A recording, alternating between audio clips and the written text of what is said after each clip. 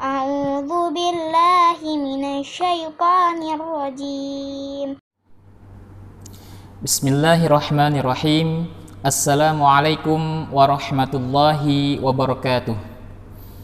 Alhamdulillahirabbil alamin, wassalatu wassalamu ala asyrafil anbiya'i wal mursalin sayyidina wa maulana Muhammadin wa ala alihi wa ashabihi wa man tabi'ahu ila yaumiddin.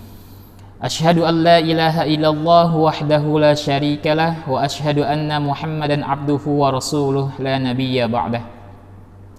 Baik adik-adik sekalian, pada kesempatan kali ini kita akan sama-sama belajar tentang hukum mim dan nun musyaddadah, juga tentang hukum mim sakinah.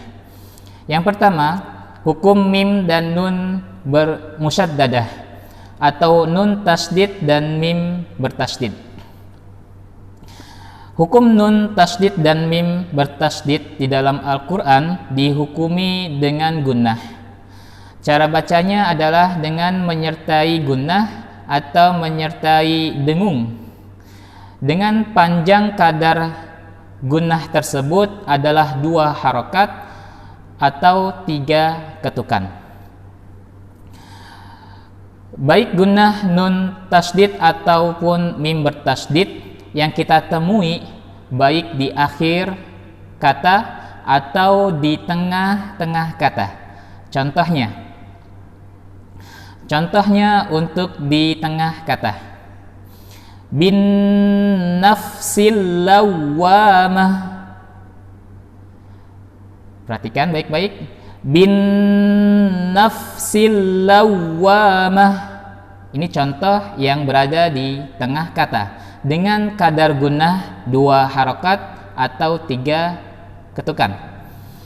Jadi tidak boleh dipercepat seperti bin nafsil lawwamah, tidak boleh. Kadar gunnahnya harus istiqomah dengan 2 harokat atau 3 ketukan. Bin nafsil lawwamah. Contoh yang kedua, wa mimma razaqnahum.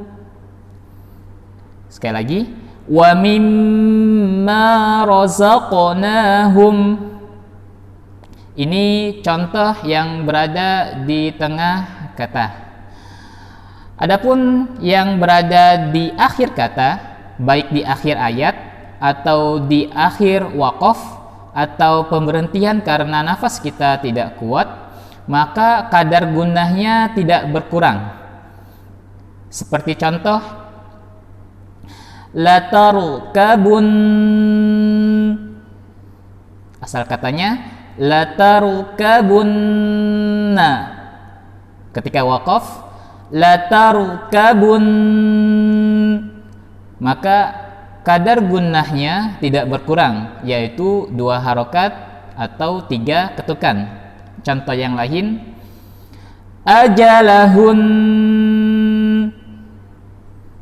Dengan asal katanya ajalahunna. Ketika waqaf, ajalahun.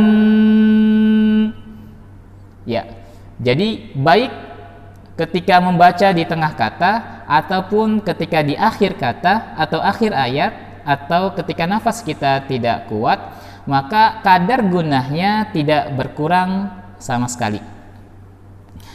Selanjutnya, pembahasan hukum mim sakinah.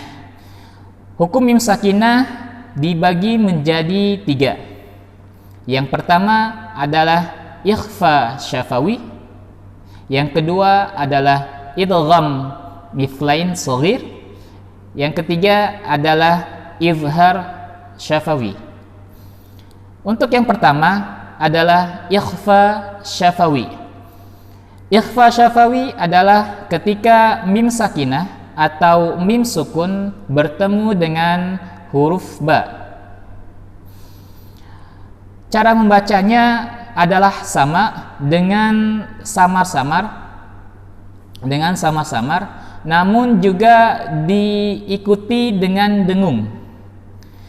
Dengan kadar kesama-samaran dan kadar dengungnya 2 harokat atau 3 ketukan. Contoh, ya'tasim billahi, kadarnya 2 harokat atau 3 ketukan. Ya'tasim billahi.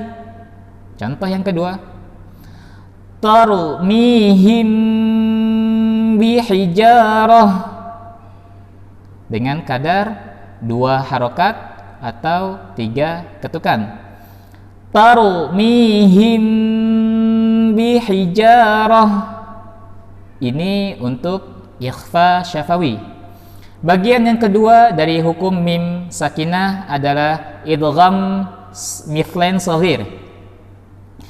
Idgham mithlain shaghir atau biasa dikenal dengan idgham mithlain adalah ketika mim sakinah atau mim sukun bertemu dengan huruf mim dengan kadar gunnah 2 harokat atau 3 ketukan. Contoh, amman assasa.